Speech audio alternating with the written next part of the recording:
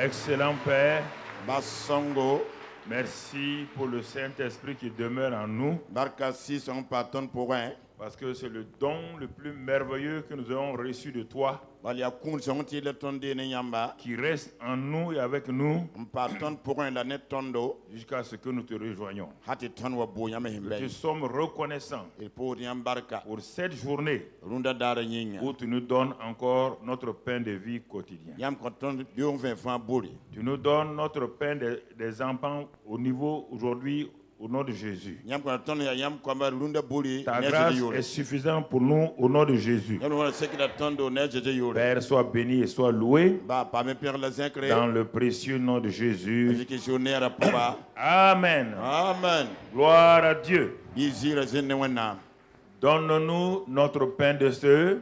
Kwen tondo ilunda boli. Pardonne-nous nos Kwen tondo yona suguli. et délivre-nous. Yisi ton silim saba nugui. Voici les trois verbes de notre Père. At gombisa taba kenton bam pota poga. Donne-nous, Kwen tondo, pardonne-nous kwen ton suguli, et délivre-nous. la yisi tondo. Maintenant, est-ce que mon ami, est-ce que tu es pardonné et délivré? Nous songo faut pas ma suguli la yi. Regarde dans ta vie familiale, dans ta vie quotidienne, est-ce que tu as commencé à expérimenter cela? Yes faut menga vous pour ça que vous foutre de vous bon kanga. Voilà la question. Sokra fa beka. Ce n'est pas l'enseignement qui est le problème, Pas zamaska tonde de la yelle. c'est la mise en pratique qui est le problème. Ya ton man zamska ton man buninga Dit, yela vous yelle. serez heureux Bet yam suna yino. lorsque ce que vous entendez là, Wakan yam wumda wa. vous le mettez en pratique. Yam sak man betam Vous ne man. serez jamais heureux Yam sur contre li no. si vous ne mettez en pratique Yam pa man. ce que vous entendez. Bumu yam wumda. Asseyez-vous et regardez. Zindile menga ges. Entre la terre et le ciel, Sasa nen tengonga tensuka. Dieu a donné à l'homme de la terre, Wennam kon ni sasa tengonga neta. lui, le grand Dieu, Bamba wen kasanga. de pouvoir l'influencer, Tanan toron gom ti bam yikman bom. de l'amener, lui, le grand Dieu, Enkit bamba wen kasanga. qui n'a peur de personne, Am pasot net baye. qui n'a besoin de personne, Badat net baye mle. afin que toi et moi, Neti fo la man. nous puissions l'amener en tant que père Tonton kitem ya ton bo yinga. à se pencher vers nous Tob kil tokol tondo. et à prendre soin de nous. Lam geston yelme. Alors, frères et sœurs, Woto me pour la mabira pa. puisque Dieu me dit Timi wennam yela man. que c'est par le moyen de la prière Ti a nem pose comme sole. que ce dont j'ai besoin, Mam handat bomo ning fa. même si lui sait que j'ai besoin, Baba mam da tala latma. il est au courant. Mi mam rat matili. Pourquoi Dieu veut que je lui demande? Bito nata mam kwasba. Il veut entretenir des relations de père et de fils avec moi. Abratam ti la ramanta ti rogo ma bani bisu Il zinema. veut que je comprenne Abratam gum lambang. que la situation dans laquelle je vis là, Ti yening pour mam saram vie. lui, il est au courant. Baba wona miel ti. Mais si je viens à lui Lam ha bam nenge. et je lui présente au trône de la grâce Wili bam de hol ngwela tawre. cette situation-là, Yel kanga wa. il va commencer à me prendre en charge Abnan siam jet mam et yelle. il va pourvoir à mon besoin. Labnan ko mam datma. Réfléchissez vous-même. Nyamenga tarsenge ho. Combien de situations familiales, Yela won ya zaga yela. combien de situations de couple, Yela won ya kadam yela. combien de situations professionnelles Yela won ya tum yela. auraient pu être réglées Ratemenda manre. si seulement Hajanti bala. toi qui es enfant de Dieu, Fon ya wonnam biga. tu osais aller Fonda saram kolo. dans la présence de Dieu Anke wonnam bilo poka. et lui parler. La fomenga gomne wonna. Bien-aimés frères et sœurs, Babi non se rapla parba. voici l'un des points les plus faibles du chrétien aujourd'hui. Ade runda krito pam kom sam Et zinga. nous devons donc tout faire pour remédier à cela. Ton servan tuen libre manak bon kanga ta ziem Alors, c'est pourquoi, bien-aimés frères et sœurs, Yarinki ne babi non se rapla parba. aujourd'hui nous allons ouvrir simplement la Bible Runda nala ka wonnam sebra ba. et nous allons méditer ensemble. Nana tam kalam la tarse. La génouflexion est plus puissante que la réflexion. Runda porab tala panga yir zuga makabo. La génouflexion Runda porabo. est plus puissante A pang yida me. que la réflexion. Ti zuga maka ne zuga Vous maka. vous jetez dans des réflexions permanentes qui vous aboutissent à rien. Yam zimen taka da makado kat fam panan tala. Un simple homme se met à genoux Ne de min ha yigim de luna zugu. et il bouleverse. La reine Marie d'Angleterre, d'Écosse en particulier, qui est la grand-mère de la reine d'Angleterre d'aujourd'hui. Elle a dit, qu'elle n'a même pas peur de l'armée d'Angleterre. Elle n'a pas peur d'aucune armée du monde. Mais la seule personne qui lui faisait peur, c'était un pasteur appelé Bramwell. En Angleterre là-bas. Il s'appelait Bramwell. Les lois du Parlement qui étaient contre Dieu ne pouvaient pas être votées. Quand il se mettait à genoux, il annulait toutes les lois. Quand il se mettait à genoux, tout ce que le gouvernement veut faire qui est contre le peuple, qui est immoral, il annulait cela par la prière. Et la reine dit, dans cette nation-là, la seule personne qui me fait trembler, c'est ce pasteur. Parce que c'est un homme qui, par la génuflexion, détruisait toutes les réflexions. Alors, si vous saviez ça, si vous étiez convaincu que la génuflexion est plus puissante que la réflexion, vous n'allez pas vous asseoir, réfléchir sur vos problèmes. La réflexion vous amène simplement à la dépression. La réflexion trop vous amène à une défaite. Mon frère, ma soeur, important que nous saisissions ces choses. C'est pourquoi j'ai gardé la prière pendant 2 ans maintenant. Les gens croient que je n'aime pas la prière. Ah, le pasteur parle. Non, ce n'est pas que je ne crois pas. Si ta prière ne marche pas, moi je ne ferai pas. Je ne vais pas te dire de prier. Ça ne sert à rien. Toute prière qui ne marche pas n'est pas une prière. C'est du gaspillage. La prière est le seul élément qu'on ne fait pas pour faire. On ne prie pas pour prier, on prie pour recevoir. On prie pour demander et recevoir. On invoque et Dieu nous répond. On ne peut pas dire que j'ai prié. Tu n'as pas prié. Tu as prié quoi? La prière, demander, recevoir, frapper, on vous ouvrira, chercher, et vous trouverez. Invoque-moi, et je te répondrai. Tu ne peux pas dire que tu as prié. Il faut arrêter ces histoires-là. Tu as prié où? Tu as prié quoi? Donne-moi le résultat de ta prière. Là, je vais dire que tu as prié. Et là, Dieu dit, si moi on m'invoque, si tu m'as invoqué, dis mon enfant, je te dis une chose. Si tu m'as invoqué, tu verras le résultat.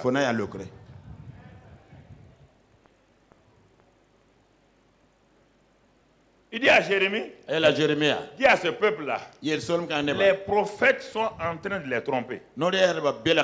Qui n'iront pas à Babylone, qui ne seront pas esclaves. Dis-leur que leurs prophètes-là prophétisent selon leurs rêves, selon leurs pensées. Ils iront à Babylone. Et ils doivent prier pour la ville de Babylone. Quand les 70 années se seront écoulées, moi Dieu, je me souviendrai d'eux. Car j'ai des projets de paix, des projets d'avenir pour chacun d'entre eux. Ces projets-là, mais dis-leur que malgré le fait que j'ai des grands projets pour eux, aucun de ces projets ne s'accomplira s'ils ne m'invoquent pas. Donc, toutes les programmes qu'on a fait sur toi il y a 100 ans, 50 ans, 40 ans, ça ne sert à rien. Si tu refuses la génuflexion. Tu veux changer ta situation familiale, génuflexion toi-même. Dieu te rend responsable de ta famille, de tes enfants, de tout le monde. Toi, tu pries et ils résistent, ça les regarde.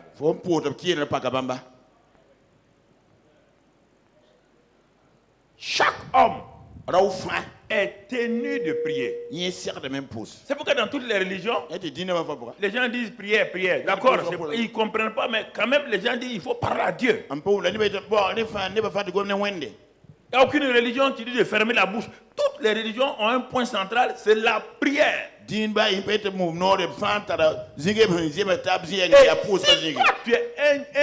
tu as une religion et tu ne pries pas, ça veut dire que quelque chose ne va pas chez toi. Mon frère, ma soeur.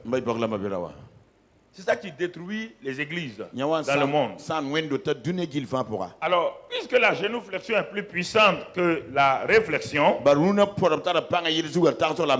la grande commission que Jésus nous a laissée. Il nous a laissé, il a laissé à l'église. Regardez, réfléchissez un temps soit peu.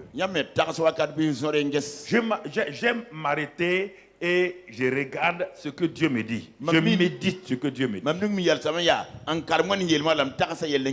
Parce que la méditation est différente de la réflexion. La réflexion a une base de toi-même. La méditation est basée sur la parole de Dieu. Jésus dit dans Genèse 28 et verset 19, allez par tout le monde et faites de toutes les nations et de toutes les ethnies. Nation veut dire ethnos, ethnie. Ce n'est pas les pays. Donc, toutes les nations des disciples.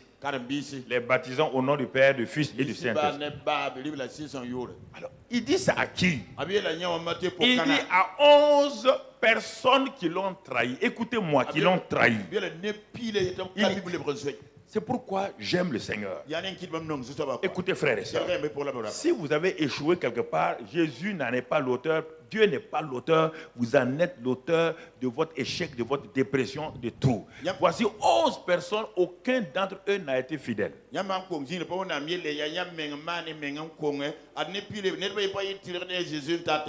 Jésus comprenait. Il ne pouvait pas être fidèle. Jésus ne les a pas condamnés. Non. Parce qu'il leur manque quelque chose. C'est pourquoi ils ont trahi Jésus. Mais maintenant, le voilà en leur disant cette grande commission. 11 personnes qui sont à Jérusalem, qui n'ont même pas gagné la Galilée. Comment peut-il gagner toutes les nations et les ethnies?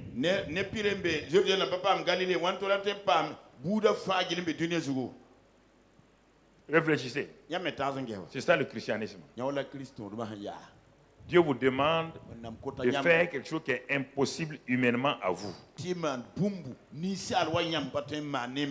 faut vous asseoir maintenant, regarder exactement pourquoi il vous a dit ça, de qu'est-ce qu'il attend de toi.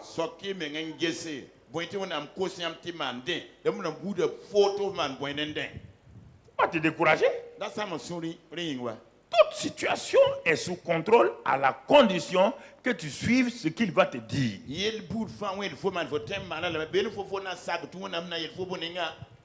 Quand même ceux qui veulent évangéliser là, quand vous entendez cette phrase là, on ne vous a pas dit d'aller vous promener de ville en ville, de village en ville pour parler. Non, on vous a, c'est quelque chose d'important.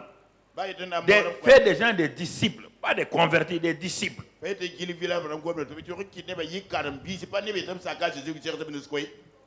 Alors, le même Seigneur, après avoir dit cela, dans Luc 24, 49, il leur dit ceci. Il leur dit ceci, Luc 24, 49.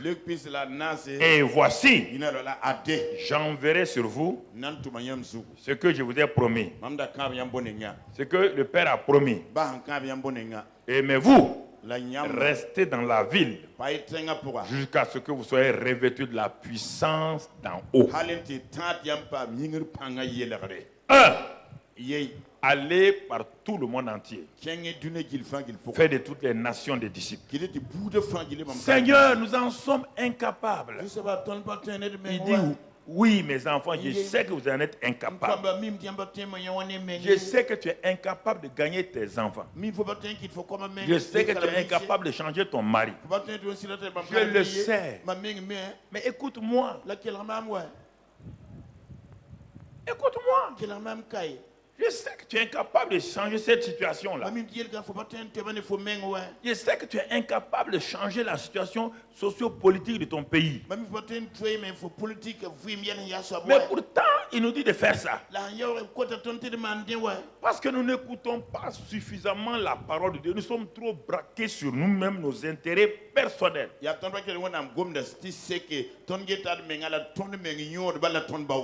c'est ce qui fait que nos prières ne sont pas exaucées. Jésus commence à leur donner un espoir. Il dit, le Père a promis de vous envoyer quelqu'un. Attendez-le.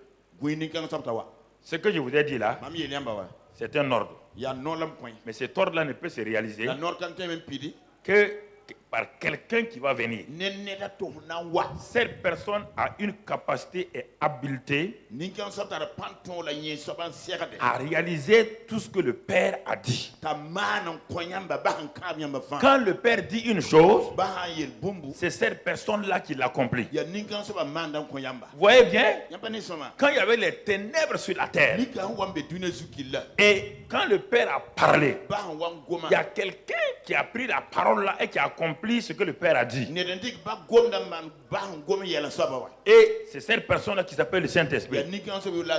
C'est lui qui est le détenteur de la puissance divine. Il dit, ah bon? Alors, deuxième chose maintenant, comme on vient de le voir, vous attendez dans la ville jusqu'à ce que vous soyez revêtus. Troisième chose, comment vont-ils recevoir cette puissance?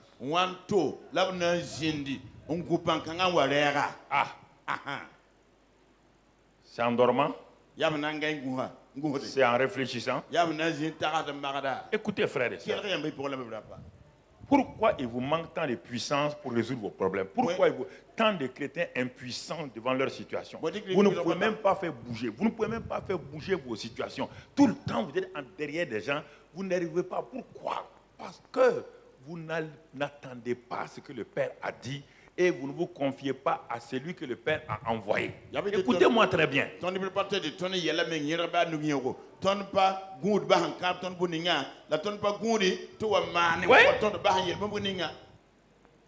Jésus a parlé. C'est pourquoi les disciples vont partir, non? S'il n'a pas dit, est-ce qu'il y a un seul disciple qui va aller oser aller évangéliser le monde? Aucun. Comment? Comment? Ils ont compris? Acte 1, verset 14. Ils ont compris?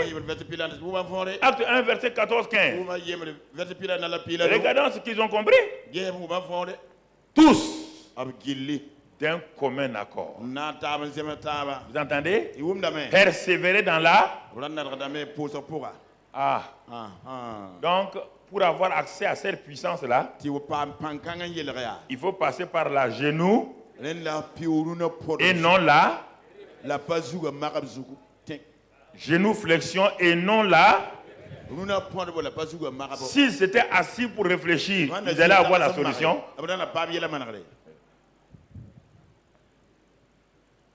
Les gars, leur maître a été crucifié.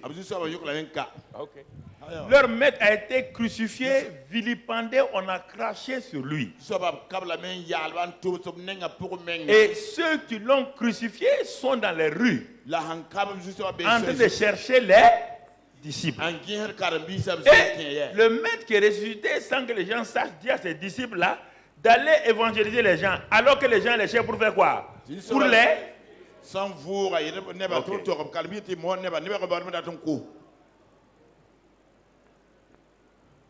Les gens les cherchent. Il dit d'aller attendre jusqu'à ce qu'ils soient revêtus. Revêtus de la puissance d'en haut. Revêtus. Ne vous amusez pas. C'est ce manque de force, de puissance là qui fait que vos prières n'arrivent pas à percer. Parce que vous priez sans puissance. C'est comme une femme qui va accoucher, elle n'a pas de force. On dit de pousser, elle n'arrive pas à pousser. Voici. Elle n'arrive pas à pousser. Vous ne pouvez, soit on vous opère, ou bien si vous voulez accoucher normalement, vous devez pousser pour accoucher un enfant. Vous voulez avoir des fruits dans votre vie, il faut pousser spirituellement. Et quand on pousse, il y a la souffrance, il y a la douleur. Mais à la fin, il y a quoi? Il y a la joie d'avoir son enfant dans sa main. Écoutez mon frère. C'est comme ça. Il dit prière. Prière. Tous donnent un commun accord. Sont allés à la chambre haute. La fin du verset 14 et le verset 15. Fin du 14, 15. Nous sommes dans Acte 1, verset 14 et 15. Voilà. Les femmes et Marie, mère de Jésus, et avec les frères de Jésus. Est-ce que Marie a été exclue et est-ce que Marie a été mise de côté en disant qu'elle n'a pas besoin? Verset 15. En ce jour-là, Pierre se leva au milieu des frères, le nombre des disciples étant environ 120. Voici 120 personnes à genoux. Quand ils regardent la tâche, si jamais ils réfléchissent à la tâche, ils vont quitter la salle là un à un. Chacun va dire, je vais aller boire, et ils vont partir en fuyant. En bas de la chambre haute, il y a 17 nationalités déjà qui sont en bas. 17 nationalités qui sont en bas, qui sont venus pour la fête des pentecôtistes. Des pentecôtistes sont déjà en bas. Il y a 120 disciples là-haut. Et tous étaient contre cette nouvelle religion-là.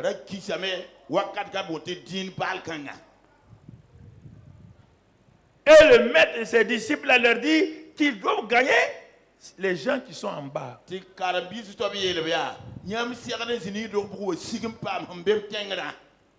Alors qu'il y a 50 jours, et tous sans exception ont fui, et un de leurs chefs appelé Pierre a régné Jésus devant une jeune fille.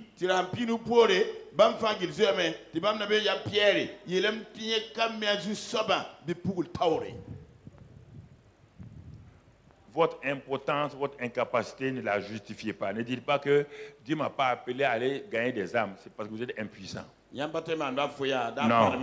Vous avez peur, vous êtes impuissant. C'est pourquoi vous n'osez pas aller parler aux gens. Ce sont les deux éléments. Il n'y a aucun autre. Celui qui gagne des âmes est sage. Jésus allait de lieu en lieu pour gagner des âmes. Tout le monde gagne des âmes. Mon frère, ma soeur. Il dit allez. Si tu n'obéis pas à ça là, on dit ethnie, on n'a pas dit les pays. Dieu ne gagne pas les pays. Nation veut dire ethnos. Les ethnies, c'est-à-dire les individus qui sont dans telle ethnie. Quelle est l'ethnie, quelqu'un de telle ethnie que tu as gagné?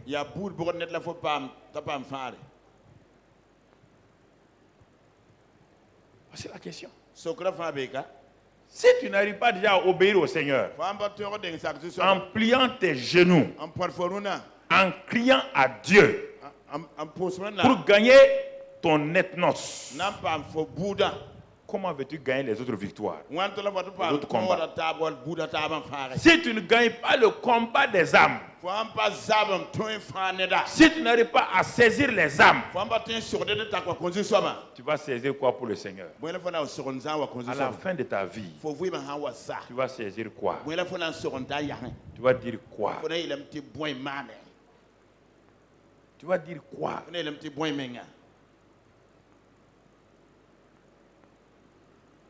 Oui, frères et sœurs. Et sachant qu'ils étaient incapables, est-ce que vous d'abord vous reconnaissez votre incapacité? Ou bien Dieu vous a exclu de ne pas gagner des âmes? Dieu vous a dit de ne pas gagner des âmes? Ou bien vous êtes trop intelligent pour gagner des âmes? Votre niveau intellectuel vous empêche d'avoir des âmes? Votre position sociale vous empêche d'avoir des âmes? Alors mon frère, ma soeur, il dit allez. Allez.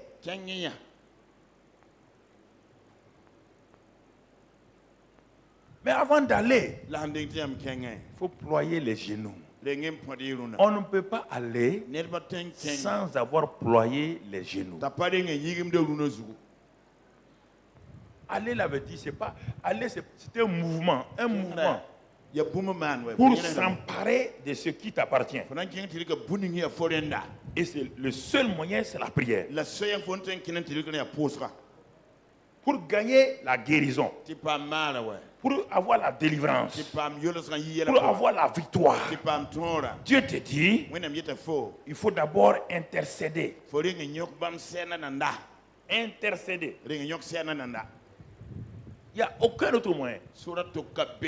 Mais il faut que ça soit clair et défini en toi pour que tu saches ce qu'il faut faire. Alors, ils ont commencé à prier. Ils ont prié. Ils ont prié pendant 10 jours. Ils ont prié pendant 10 jours et pendant ces 10 jours-là, parce qu'ils attendaient celui qui allait les qualifier.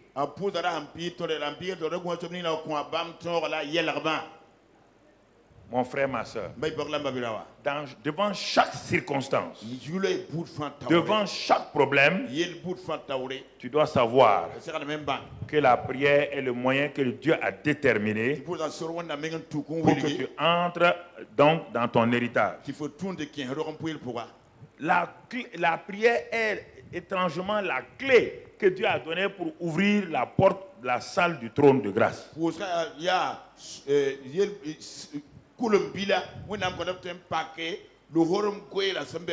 Dieu est assis dans une salle qu'on appelle la salle du trône avec le trône de la grâce. Et ceux qui viennent pour ouvrir cette porte-là, on leur exige une seule clé, la clé de la prière. C'est pourquoi il dit dans Hébreux 4,16, il dit que approchez-vous du trône de la grâce afin d'être secouru, de trouver grâce et d'être miséricorde dans toutes vos affaires.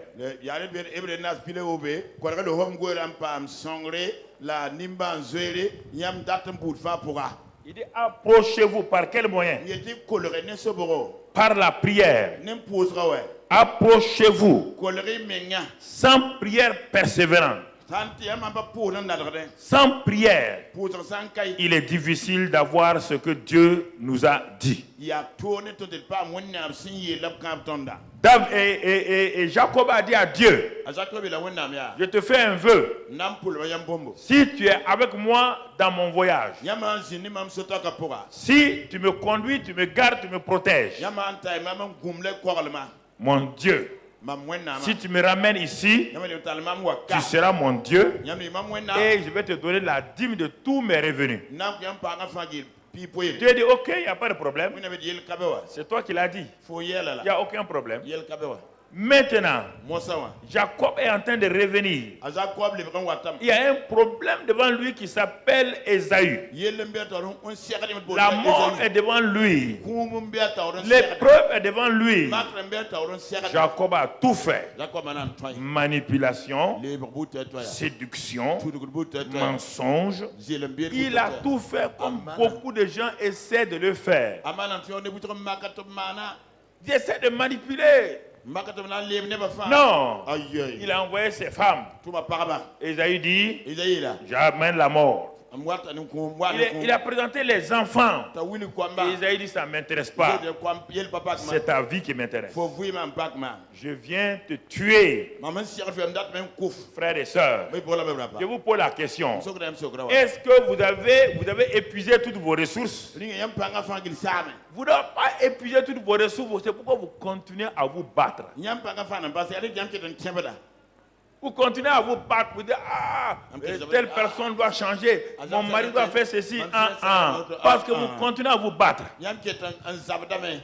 On ne peut pas sauver quelqu'un qui se noie, qui continue à se battre. Si tu pars, il va t'attraper, les deux, vous allez mourir.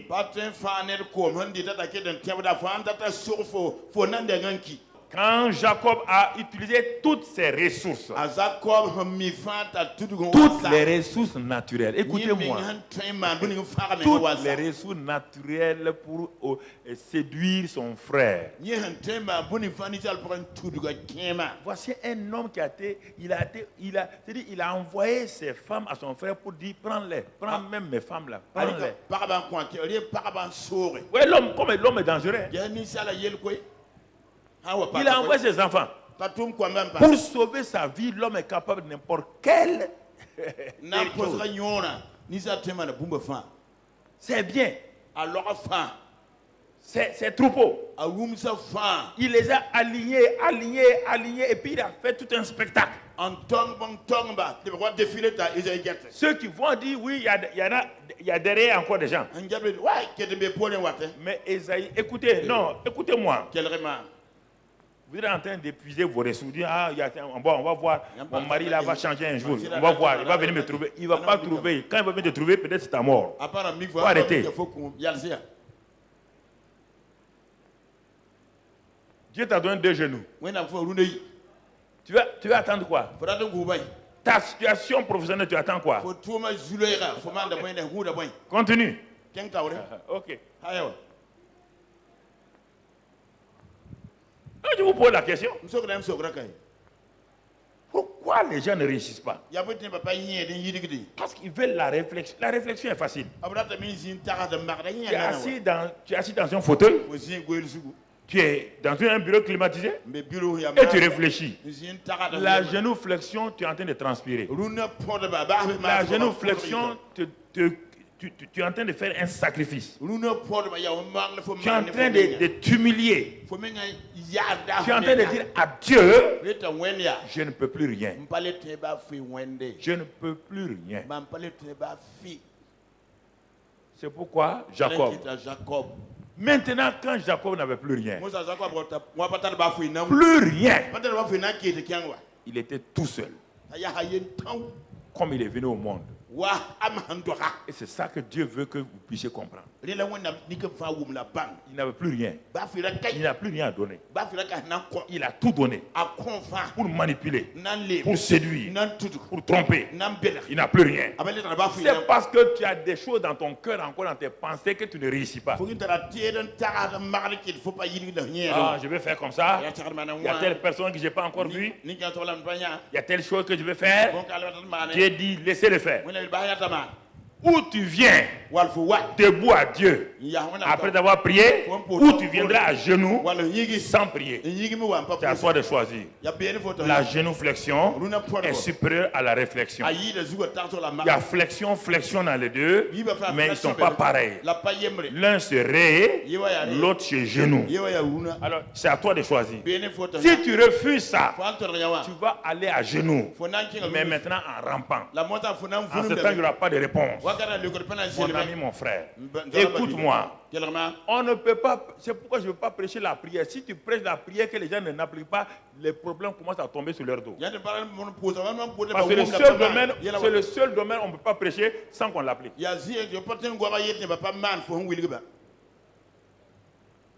Il est resté seul.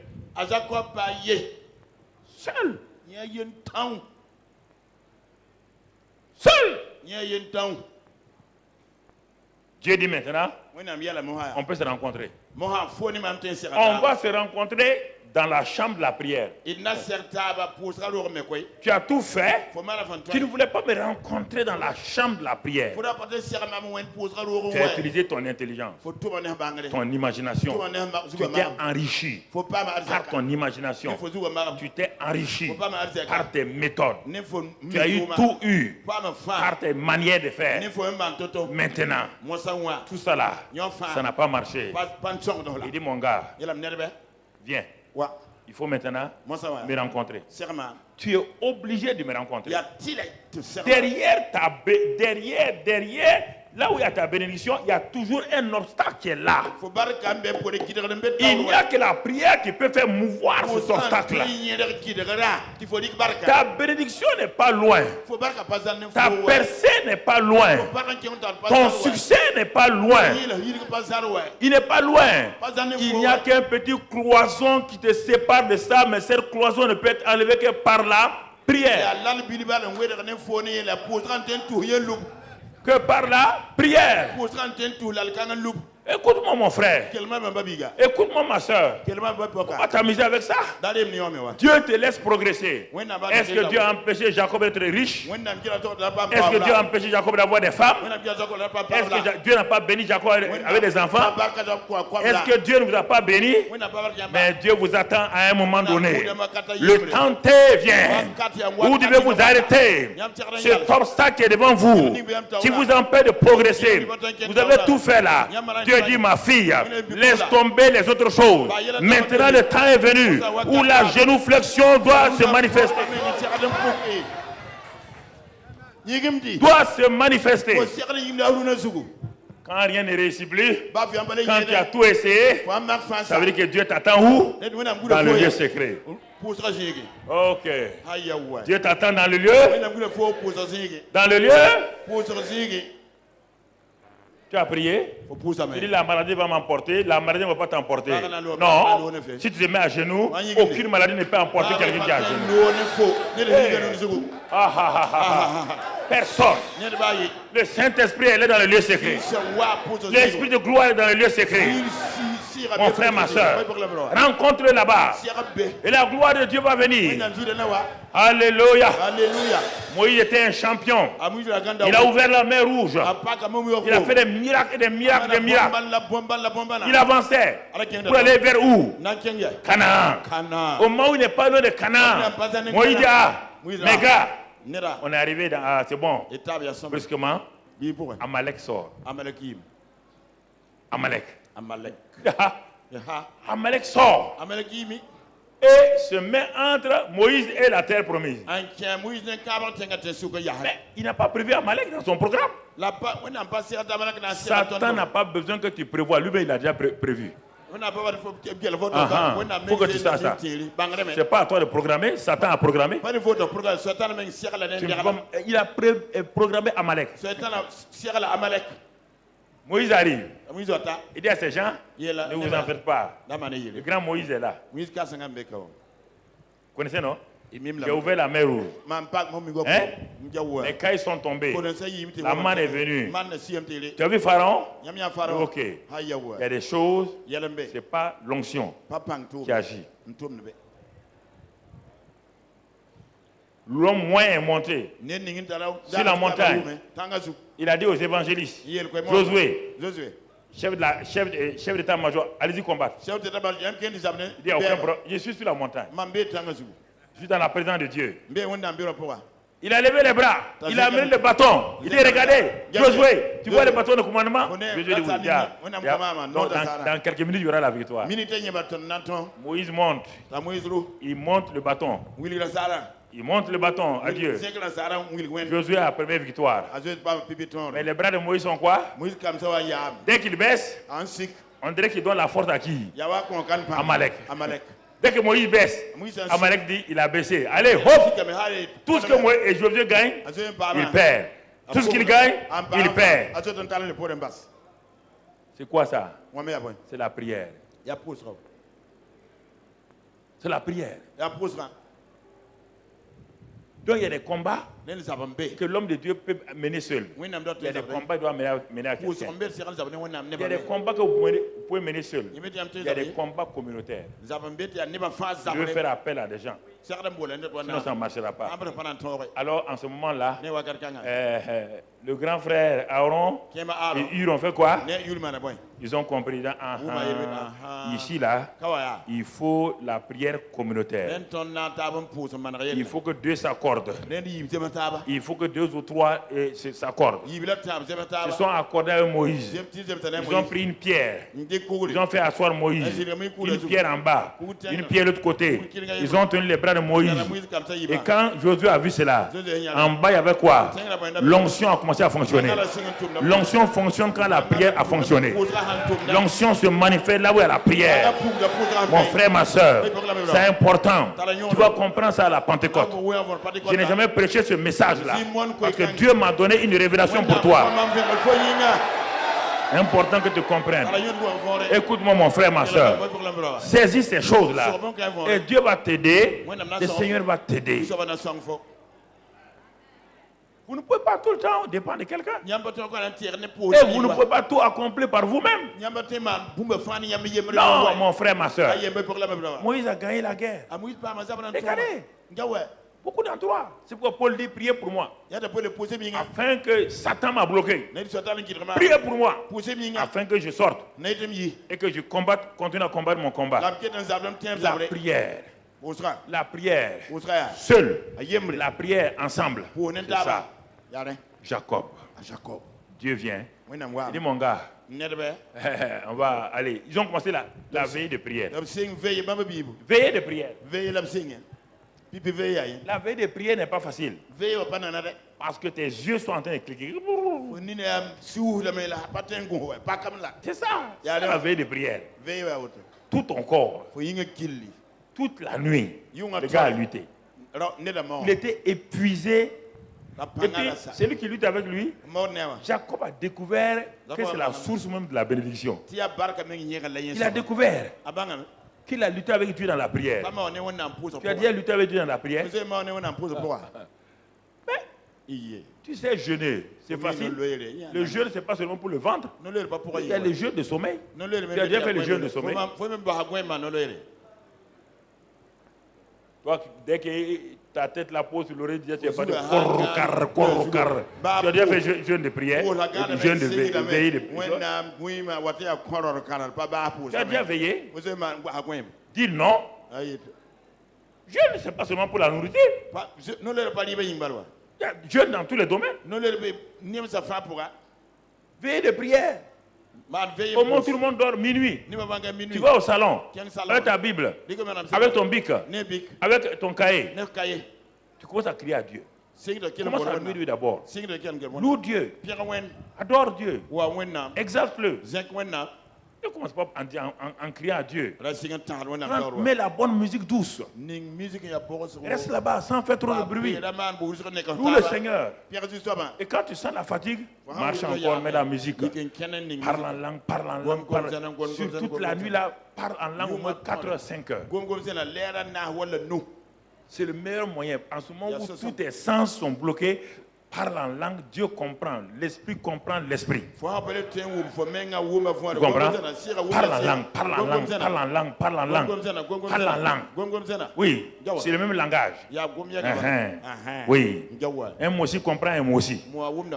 Celui qui a esprit comprend l'esprit. C'est ça. Voilà, vous parlez le même langage.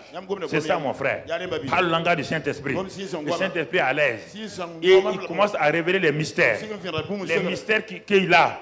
N'oublie pas que, mon frère, quand Dieu te connaissait là-haut, avant que tu deviennes dans le ventre de ta mère, David dit, tous mes jours étaient déjà inscrits. Donc Dieu t'a connu là-bas. Tout ce qu'il voulait faire pour toi est déjà connu.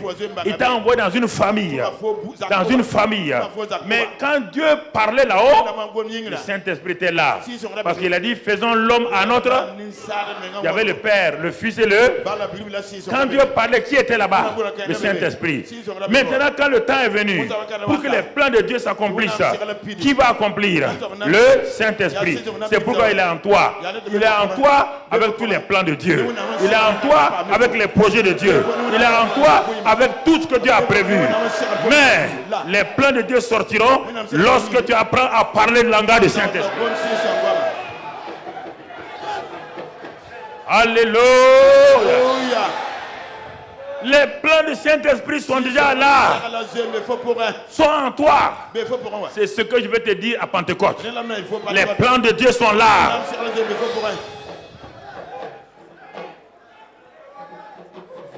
Le grand manager, le Saint-Esprit est là. Il a tous les plans. C'est vrai dans Colossiens 2, verset 3, il est dit que Christ est le mystère de Dieu, en qui se trouvent tous les trésors de quoi? De la sagesse et de... Alors, toute la plénitude de Dieu était en qui? En Christ.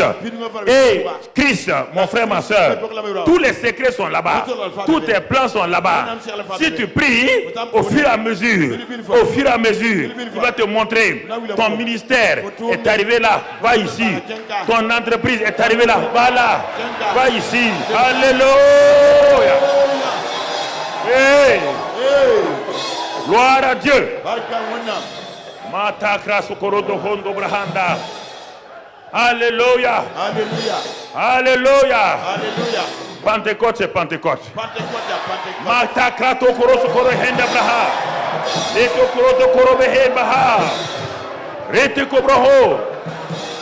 Alléluia.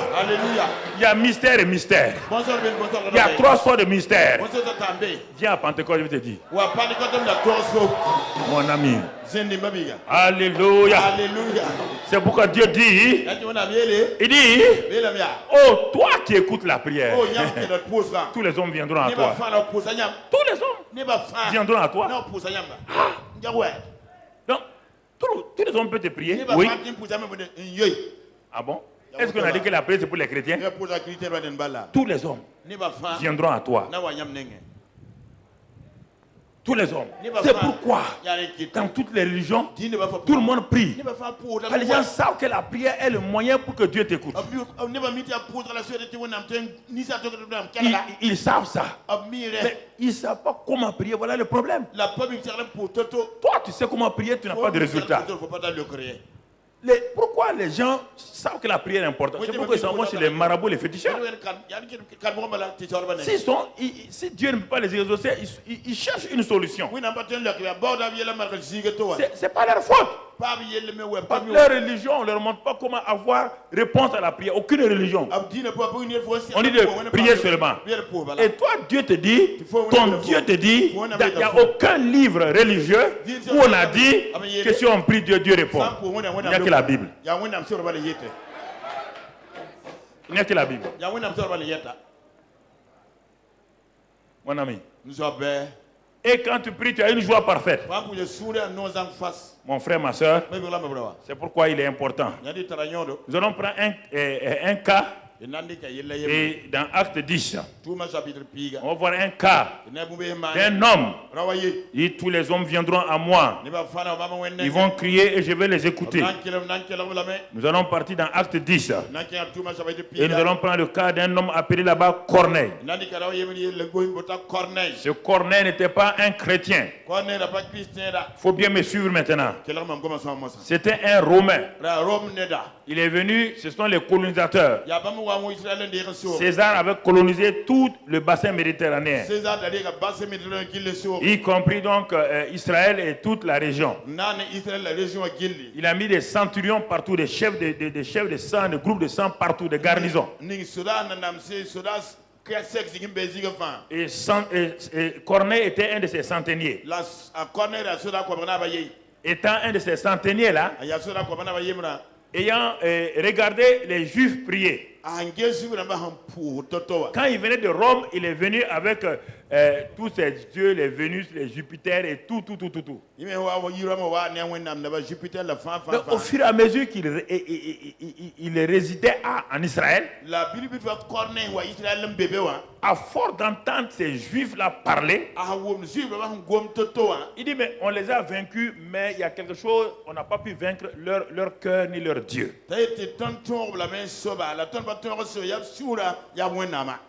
Notre grand César est fort.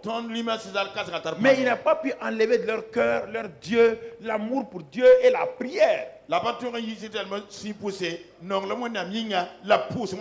Corneille a commencé à être influencé par la vie de ces colonisés-là.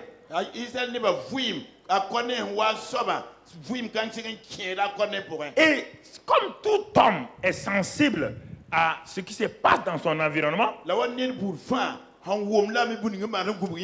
il a commencé à dire, mais nous les avons vaincus, mais en réalité, moi qui suis le capitaine qui dirige cette garnison de Césarée là, je suis plus que malheureux devant eux. Je suis plus malheureux qu'eux. Je suis plus malheureux qu'eux. Parce que je vois, nous, nos idoles là, on a peur. D'abord, ils sont représentés par des statues à la grosse tête avec des jambes maigres. Eux, leur Dieu là, est invisible, mais il est réel. C'est ça qui a commencé à impacter la vie de Corneille. Alors, Corneille n'a pas le droit d'aller dans les temples parce qu'aucun Romain n'a le droit et puis eux aussi ne doivent pas entrer chez les Romains.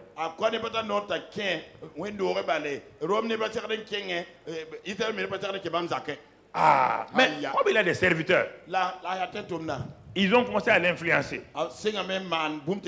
Et alors, cet homme-là s'est mis à genoux. Écoutez-moi. Qui lui a dit qu'on doit prier? Parce que dans toutes les religions, même les religions les plus païennes, on prie. Ceux qui ont des statues là, ils prient la statue. Les gens prient les montagnes et les rivières. Donc les gens savent qu'on doit prier. Mais la prière de Corneille va changer. Écoutez-moi maintenant, la prière de Corneille va changer.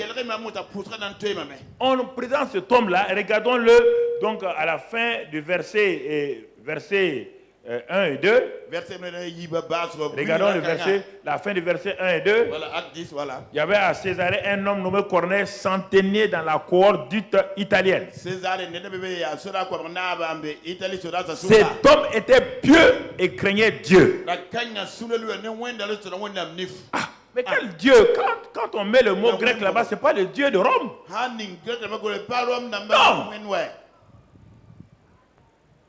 Quand il quittait Rome, il est venu à ses idoles. Qu'est-ce qui a fait qu'il craint Dieu maintenant? Parce qu'il a vu les Juifs là invoquer un Dieu en disant qu'il est Dieu vivant, qu'il entend. Il dit, ah bon, nous, nos dieux ne sont pas vivants. Et la crainte a commencé à saisir le cœur de cet homme-là. Et il a communiqué cette crainte-là à toute sa maison. Regardez maintenant. Alors, il ne sait pas quoi faire. Il faisait beaucoup d'aumônes au peuple. Pas aux Romains. Il a commencé à faire beaucoup d'aumônes au peuple juif. Il a commencé à considérer que ce peuple est un peuple mis à part. Avant, il fait des aumônes au hasard. Mais il fait des aumônes maintenant au peuple. Et avec sa famille. Il priait Dieu continuellement. Deux choses importantes. Vous entendez? Deux choses qui sont hors de la religion. La prière et les aumônes. On n'a pas dit dîme, on n'a rien dit. Il parle de liberté, c'est-à-dire qu'il a commencé à s'occuper des pauvres, des démunis du peuple qui était là. Il ne connaît pas encore la dîme et les offrandes. Ce qu'il connaît dans la grande religion, c'est les aumônes. Mais on disait qu'il faisait beaucoup d'aumônes. Regardons Proverbe 11, verset 25. Proverbe 11, verset 25. Là-bas déjà, quelque chose nous enseigne ces choses-là qu'on appelle libéralité et autre chose. L'âme bienfaisante sera rassasiée. Est-ce que dans Proverbe là c'était des chrétiens? Hein? Ok. Une âme là, il y a une âme. L'âme est l'âme, non? Est-ce qu'on a dit l'âme du chrétien? On dit l'âme bienfaisante sera rassasiée. Et celui qui arrose sera lui-même quoi? Chrétien. Regarde ça déjà. Est-ce que tu arroses les gens qui sont autour de toi? Est-ce que tu fais du bien aux gens qui sont autour de toi? On ne fait pas du bien pour se montrer. Il n'y a rien de pire que de faire du bien en se montrant. On ne fait pas du bien avec du bruit.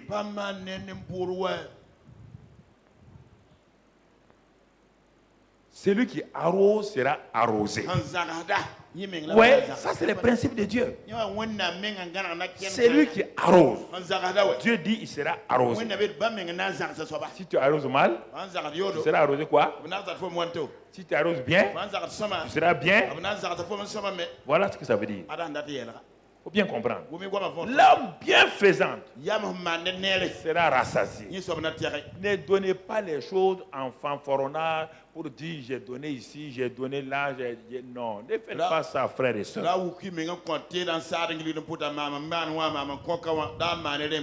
N'asseyez pas les gens, vous dites c'est moi qui fais ça ici, c'est moi qui fais ça là. Vous perdez, vous perdez, vous perdez. Laissez que les gens témoignent de ce que vous faites. Ne parlez pas vous-même de ce que vous faites. Non, mon frère. Non, ma soeur. C'est important que tu comprennes. C'est après qu'on a su que maintenant on dit qu'il faisait ça. Mais il fait ça autour de lui. Pierre ne savait pas.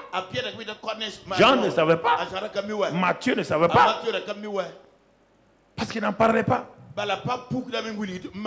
Il n'y a que ses serviteurs qu'il envoyait qui savaient que leur patron là faisait du bien aux âmes.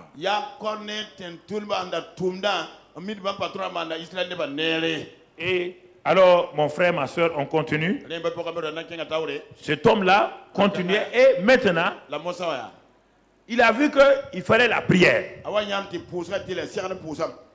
Puisque personne ne rentre en contact avec lui. Puisqu'il est considéré comme païen, les pharisiens, jamais ils vont le saluer. Jamais ils vont le saluer. Le gars a dit dans ma religion, je priais. Si leur Dieu est vrai, je vais le prier aussi. Regardez, frères et sœurs. Un païen nous fait une leçon ici. Si leur Dieu là, le Dieu des Juifs là est vrai, je vais prier.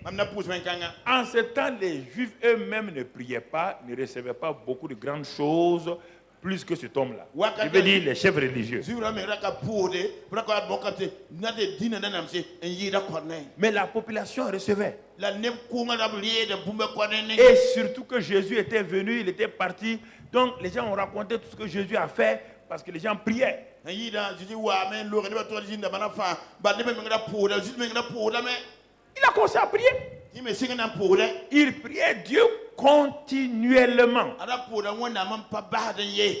Ouais, des gens prient selon leurs circonstances, selon leurs besoins, et quand ils n'ont pas, ils prient plus Dieu.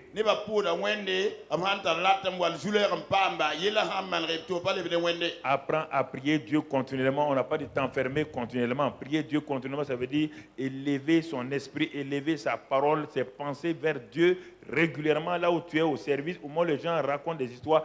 Toi, tu es là, tu tapes ta machine, ou tu penses à Dieu, tu penses à lui.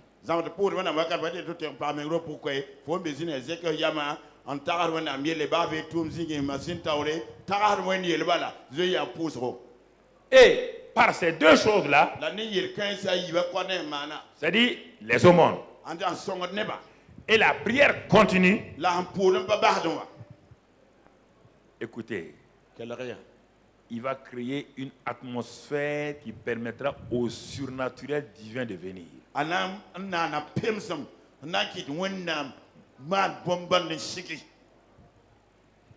Écoutez, frères et sœurs, regardez ce que la prière fait.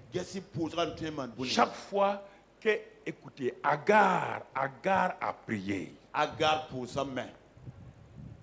Parce que Abraham l'avait donc libéré. Elle avait son enfant dans sa main. Et au moment où l'eau finissait, les dernières gouttes, elle a donné à son enfant. Et la soif était là. Écoutez-moi, frères et sœurs. Sans la prière, il n'y a rien. Et elle a commencé à crier à Dieu. Elle a posé l'enfant pour ne pas le voir mourir. Elle a crié à Dieu. Quand le malheureux crie, l'Éternel fait quoi? Il fait des sourds. Il ferme les oreilles. On dit, tous les hommes viendront à moi. Mais pourquoi vous n'allez pas à lui? La Bible est remplie de gens qui prient, qui reçoivent. Toi, pourquoi tu ne parles pas à lui? Mais pourquoi tu veux, ou bien quand tu vas à lui, tu veux le commander? Elle a crié.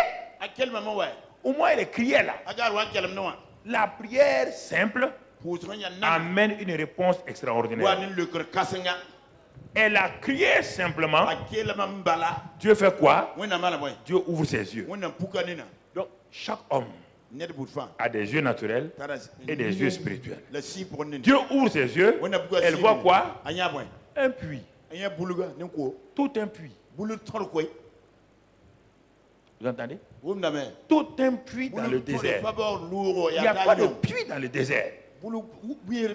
Mais la prière permet à Dieu de faire un puits pour toi au nom de Jésus.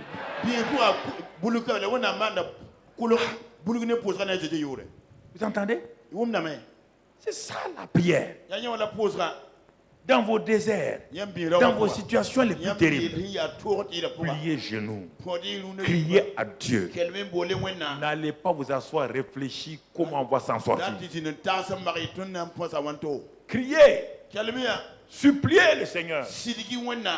Il dit quand le malheureux crie, invoque-moi dans la détresse et je vais venir à ton secours. Ça c'est le psaume 50 verset 5. Dans la détresse, invoque-moi. Dans la détresse, vous ne prenez pas le temps de l'invoquer. Vous voulez courir chez les prophètes et les prophétesses. Je vous dis ça, vous ne voulez pas m'écouter. Allez-y, courez. Courez. Vous ne voulez pas prier, c'est quelqu'un qui va prier pour vous. Vous êtes irresponsable de votre famille. Et vous voulez rendre quelqu'un responsable de votre famille.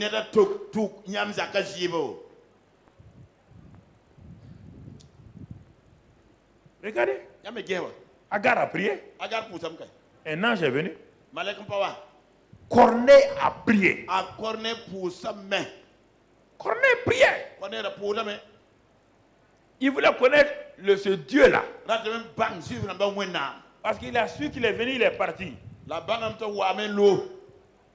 Il a prié. Mais Dieu ne vient pas évangéliser quelqu'un. Regardez ce que sa prière va provoquer les résultats en cascade. La prière d'un païen Regardez, première chose, une intervention angélique. Le verset 3 à 6. Verset 3 à 6. Vers la 9e heure du jour, il vit clairement dans une vision un ange de Dieu qui entra chez lui et lui dit Corneille. Est-ce que vous voyez la prière? Vous ne priez pas assez pour attendre pour que l'intervention surnaturelle de Dieu se manifeste.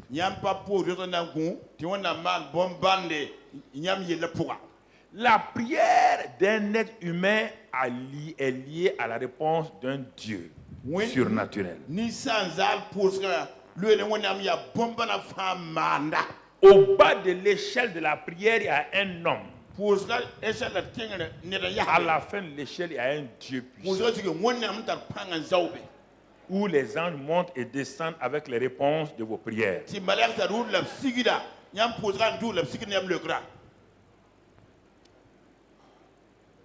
Regardez.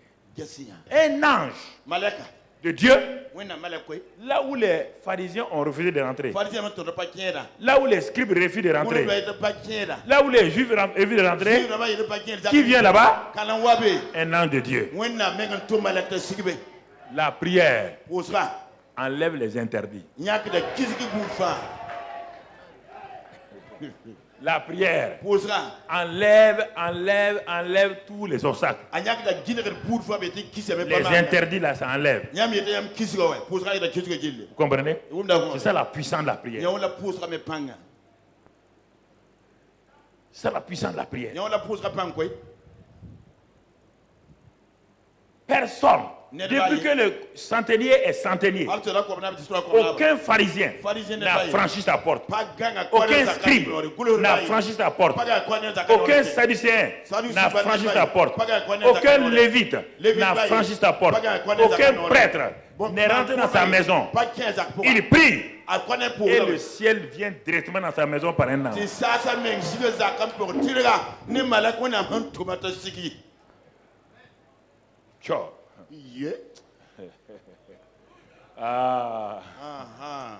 En un clin d'œil,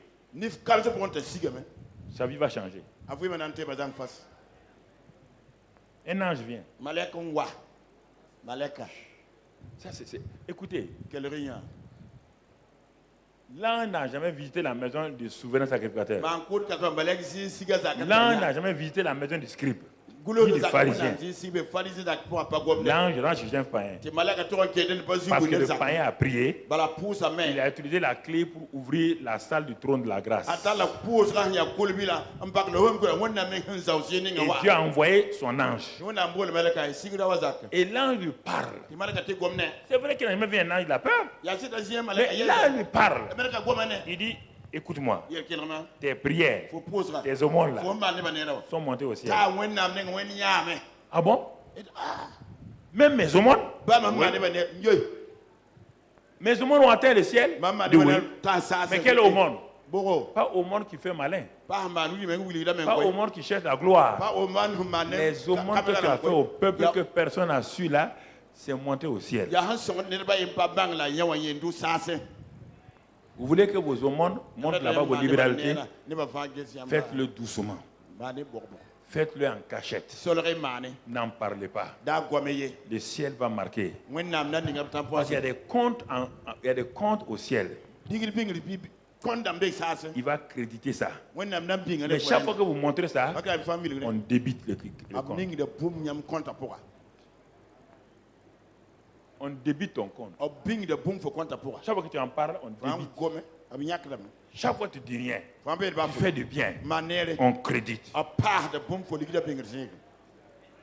Est-ce que quelqu'un savait sur la terre que les aumônes de Corneille étaient arrivés au ciel? Un gars qui n'a même pas le droit d'aller dans le temple prier. Il n'a pas le droit d'aller dans le temple prier. Même les pharisiens ne veulent pas écouter la prière de Corneille. Comment? Un païen comme ça? Tu ne pries pas ici. Mais pourtant, il priait. Et directement, c'est où? Pourquoi la puissance là? Votre cœur, votre cœur.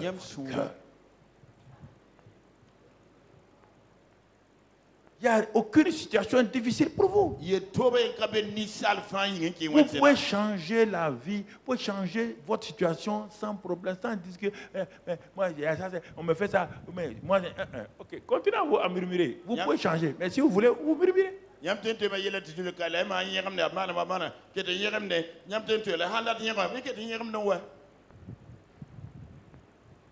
Envoie quelqu'un, et puis l'ange est précis. Vision, parole précise. Il y a un homme appelé Simon qui habite chez un autre Simon, courroyeur. Sa maison est près de la mer. Réponse, regardez.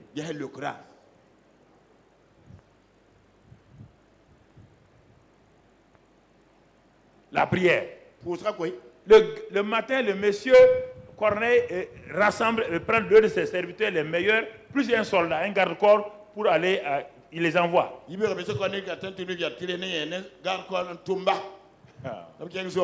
Mais avant qu'il n'arrive, regardez les réponses en cascade. Premièrement, un ange. Deuxièmement, celui qu'il doit aller voir là, c'est un gars fermé et un gars dur comme un I majuscule. Il ne croit pas que Dieu peut sauver un païen. Qu'est-ce que Dieu a fait? Le Saint-Esprit a poussé qui? Pierre. Brusquement, il l'a poussé. Pierre est monté dans la chose pour aller faire quoi? Aller prier. La prière apporte la prière. Votre prière ouvre la porte à la prière de quelqu'un d'autre dont vous avez besoin pour aller de l'avant. Tu comprends?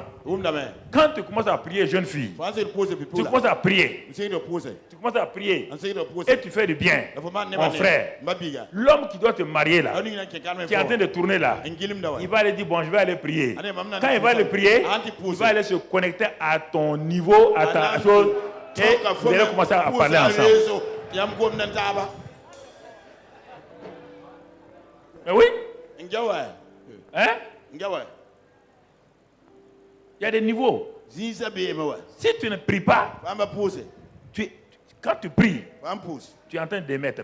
Le garçon qui doit te marier là, quand lui s'y prie, il a un récepteur. Il capte tes paroles. Et quand il capte tes paroles, il t'écoute. Et tôt ou tard, vous allez venir ici au nom de Jésus. J'ai dit que vous allez venir ici au nom de Jésus. Mais tu ne pries pas. Il n'y a rien. Ange. Deuxièmement, un homme. Un homme rempli du Saint-Esprit. Mais malgré cela, qui résiste. Parce qu'il a ses traditions. Donc il y a plein de gens qui sont remplis du Saint-Esprit mais qui ont leurs traditions qui empêchent Dieu de les utiliser. Avant que les envoyés n'arrivent, Pierre prie. Et pour convaincre Pierre, Dieu lui donne une vision. Corneille a une vision. Il n'y a pas de problème. Pierre va avoir une vision. Mais le gars, quand il voit la vision de Pierre, parce que c'était un pagne, où il y a un grand pagne, où il y a toutes sortes d'animaux. Les animaux que Moïse a dit purs ou impurs. Tout se trouve dans ce grand pagne-là. La voix du Saint-Esprit dit d'abord de façon anonyme, lève-toi, tu et mange. Il dit ça pour là. Moi. Ça c'est. Hein? Manger ça là. Hein? Ça c'est les cafres. Cafres est bien. Manger un animal comme ça là. Oui. Un païen. Il a une vision. Un ange rentre, dit de partir, il obéit. Mais un homme qui est censé être un instrument, qui a entendu aller par toutes les nations, donner, Dieu lui parle. Il dit que lui, non, lui il ne mange pas les choses impures. Que lui il ne mange pas les païens. Dis là, bon, qu'est-ce que je t'ai dit? Aller par toutes les nations sont quoi? Les païens, non? Il dit non, lui. 2 fois, il dit non. faut pas m'obliger. Moi, je suis juif. C'est ça qui bloque beaucoup d'entre vous. Quand vous priez, vous attendez un ange. Non. Le Saint-Esprit vient, il est supérieur à un ange. Il vous parle. Il vous parle. Il vous parle. À la fin, qu'est-ce que la Bible dit? Le Saint-Esprit élève sa voix. Ah, Pierre a commencé à savoir qu'il y a quelqu'un qui parle. Il y a le patron qui parle. Il dit, mais c'est moi. J'entends ces trois hommes qui sont devant la porte. Les trois hommes sont arrivés et disent, ah, c'est ici la maison de Simon le courroyeur. On dit oui. C'est ici qu'habite Simon. Il dit oui. Tu as entendu les trois hommes? Il dit, c'est toi. C'est moi qui les ai envoyés. Lève-toi, suis-les. Si tu n'obéis pas doucement à la voix du Saint-Esprit, il va élever sa voix. N'attends pas qu'il élève sa voix.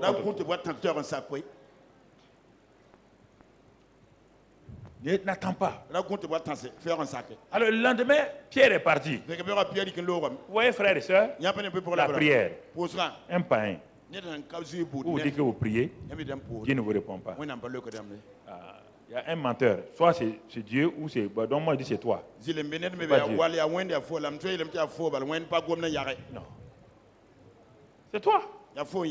Toi qui mens. Écoutez, changez votre manière de prier.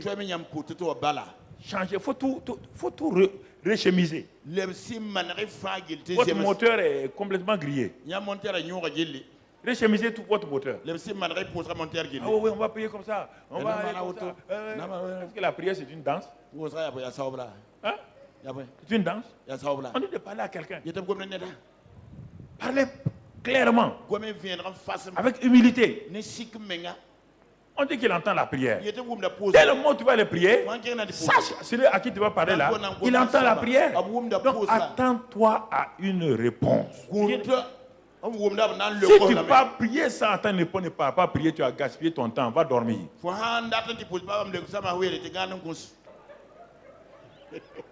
Oui bien frère. Je voulais vous ce matin vous entraîner une chose simple, un pain. Et il nous donne une leçon. Est-ce qu'il était là quand les gens ont dit enseigne-nous à prier? Il était là-bas. Hein?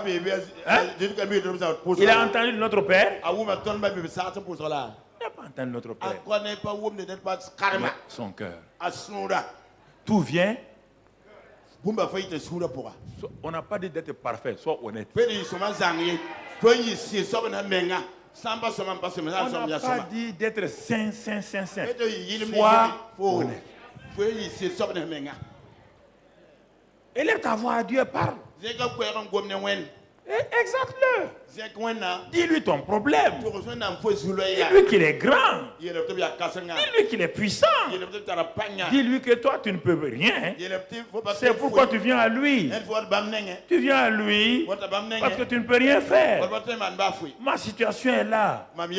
Viens à mon secours, Seigneur. Et ça c'est difficile. Quand tu as fini, tu rends grâce à Dieu. Et tu rends grâce à Dieu régulièrement. C'est ça que César Corneille a fait. Et que Dieu, voilà. Quand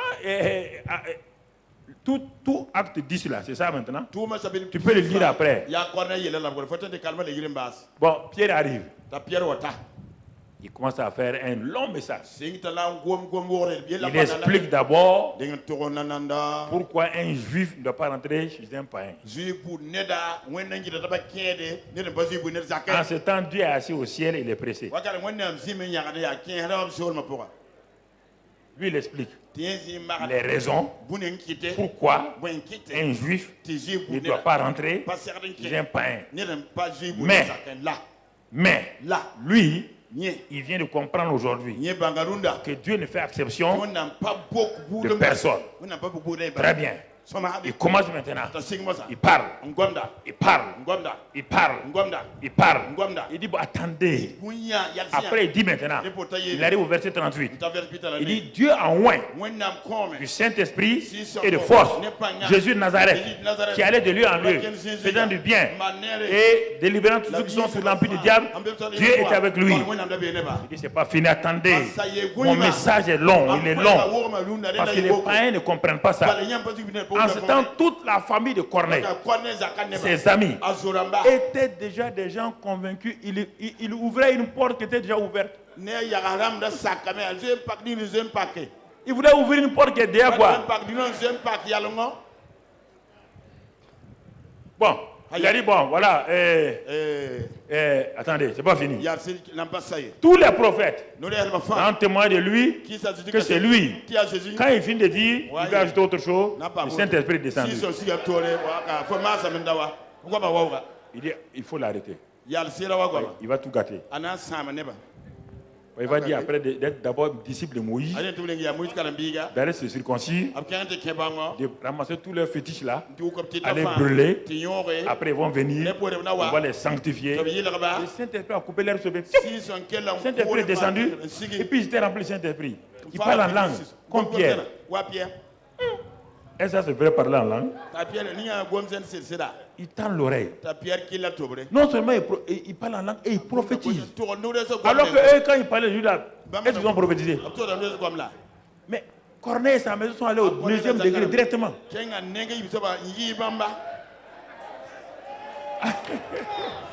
Dieu a accéléré.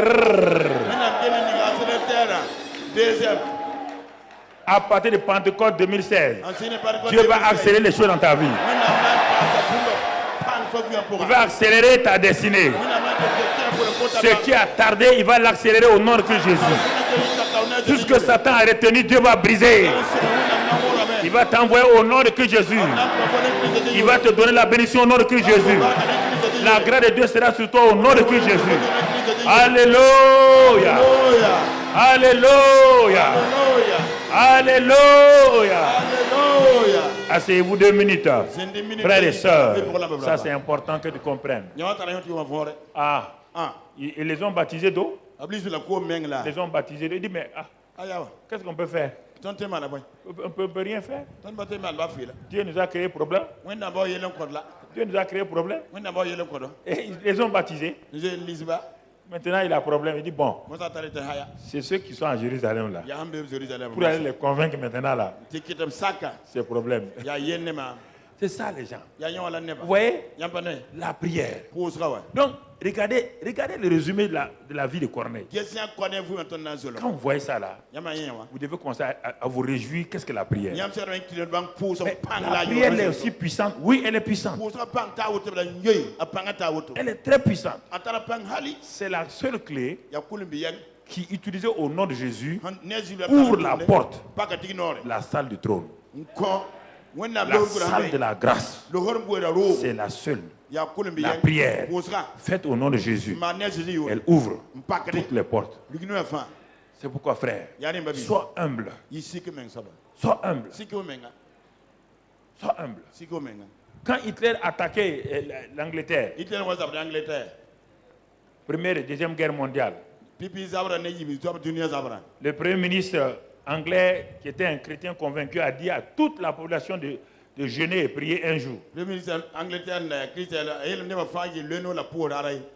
Ils ont jeûné.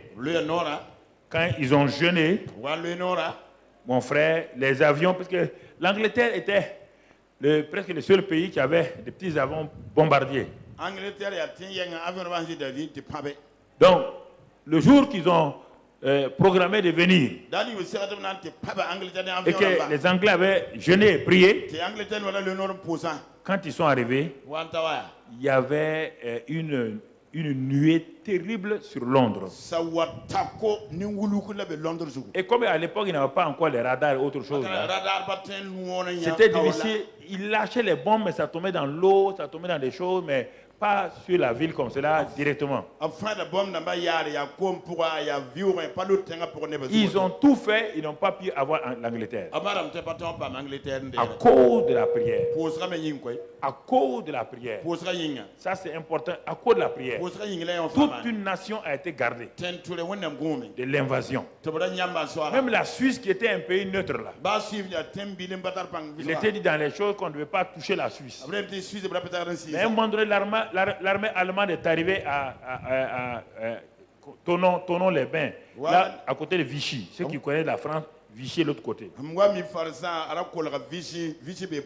Là-bas, les Allemands ils regardaient bien la Suisse, ils voulaient bombarder.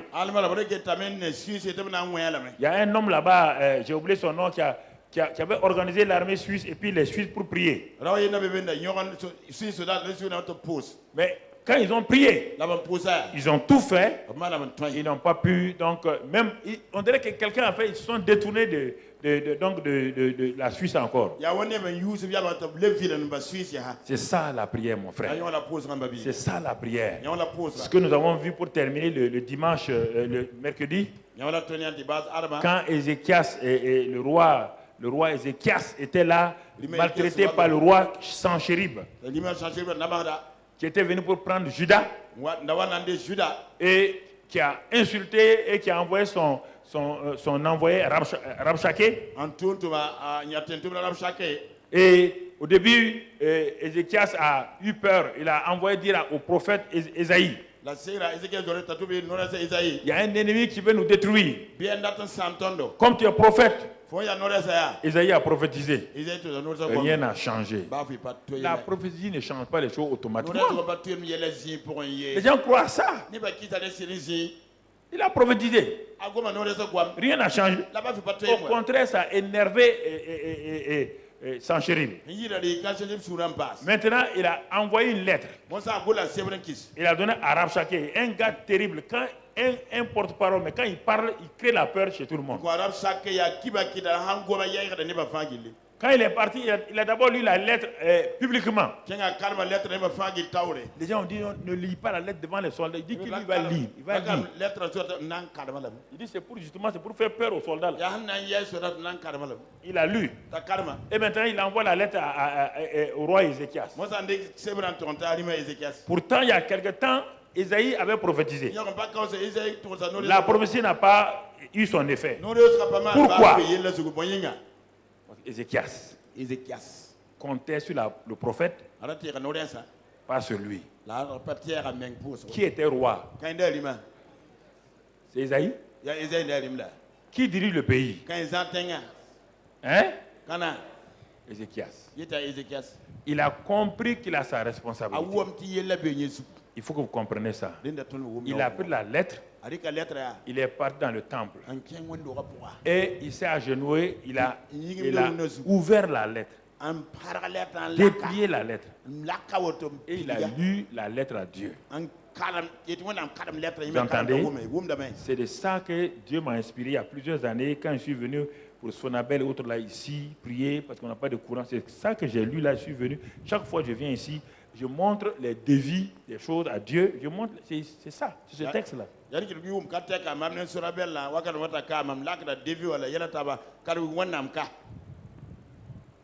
il a parlé, vous savez, Ézéchias, c'est un gars, vraiment, il sait avoir Dieu, quoi. Il dit, bon, tu as vu, hein? Le gars a dit dans sa lettre que les dieux des nations qu'ils ont vaincus là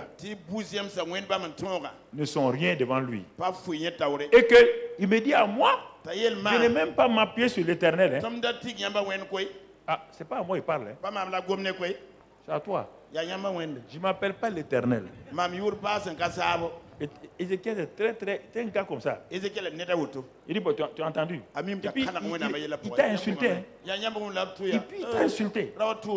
Et bon, toi, tu vas rester comme ça. Il a parlé. 3. On a vu ça mercredi. 3 choses. C'est ça, non? Quand il a fini de dire ça, ce qu'Ésaïe avait dit là. Maintenant, quand il a parlé, il a dit, c'est toi que j'attendais. Maintenant, il a activé la pensée de qui? d'Ésaïe maintenant. Et Ésaïe donne une seconde prophétie. Il dit, n'aie pas peur. Et là, la prophétie est longue. Et ça se termine en disant, le monsieur là, il va recevoir une nouvelle venant de son pays. Il va rentrer et on va le tuer. Et effectivement, il est rentré. Ce sont ses enfants qui ont fait coup contre lui, qui l'ont tué. Ézéchias, c'est ça. Il a compris la prière. Ça, c'est Ésaïe 37. Ésaïe 38, quand il a fini ça, il tombe malade, gravement malade. Et le prophète Ésaïe vient lui dire, prépare-toi, tu vas mourir. Il dit, Ésaïe, voilà, tu es prophète, ça suffit. Tu as donné ton message, il faut partir. Il faut aller. Tu as fini de parler, non? Il est parti. Là encore, il s'est tourné face à quoi? Au mur. Pourquoi? Il ne veut pas écouter un homme. Là, il a parlé encore. Il va parler à Dieu. Il dit, Dieu, est-ce qu'il y a un mort qui te loue et t'adore? Toi, tu me dis à moi de mourir. Qui va t'adorer? Tu vois, il n'y a plus d'adorateurs. Tu as vu tous les rois avant moi là? Ils t'ont fait du mal, non? C'est moi qui ai restauré la Pâque. J'ai tout remis en place. La louange, tout. Et je vais mourir comme ça. Donc les groupes, ils vont t'arrêter de t'adorer. Il ne faut pas jouer comme ça. Tu es un Dieu, non? Tu aimes qu'on t'adore. Je dis à Isaïe, le type est fort quoi. Il faut retourner lui ajouter 15 ans. C'est ça la prière. La prière, c'est ton cœur. Est-ce que c'est une prière écrite? Ézéchias là. C'est son cœur. Baisse la tête. Seigneur, voici nos cœurs. Dis à Dieu, voici mon cœur. Seigneur, je te le donne. Je veux m'attacher à toi. Je sais que tu es un Dieu bon, miséricordieux. C'est pourquoi, Père, je ne veux pas manquer ma destinée. Les problèmes sont nombreux. Les difficultés s'amoncellent. Devant moi, je ne sais que faire. Mais aujourd'hui, je sais que la génuflexion est plus puissante que la réflexion. C'est pourquoi je décide, par ta grâce, à exercer maintenant la génuflexion, à crier à toi. Je sais que quand le malheureux crie, toi tu l'entends. Tu as entendu la prière de Corneille. Tu as entendu la prière d'Ézéchias. Tu as entendu la prière de Anne. Tu as entendu tous ceux qui ont crié à toi. Tu as entendu la prière de Bartimée. Tu as entendu la prière de la femme syro-phénicienne. Tu as entendu la prière du centenier romain. Seigneur, me voici aussi. Je crie à toi. Désormais, je veux marcher dans la prière en ayant confiance que toi qui écoutes la prière, je peux venir à toi. Je suis exaucé. Merci Père. Tu m'entends et tu m'exauces et je reçois. Je te glorifie au nom de Jésus. Amen, amen, amen. Acclame le Seigneur. Acclame le Seigneur.